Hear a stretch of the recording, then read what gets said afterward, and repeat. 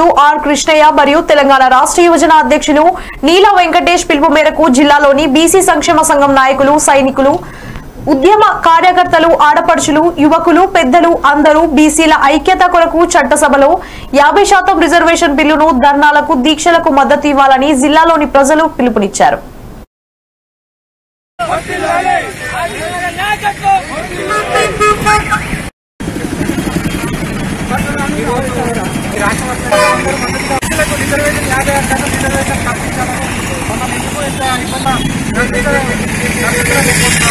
మనం మానుకోవాలి, బీసీలందరూ మారాలి.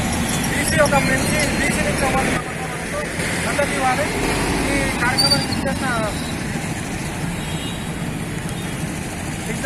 అంకుల్ గారికి మరియు ఇక్కడ మేము సమావేశం ఏర్పాటు చేయడం జరిగింది.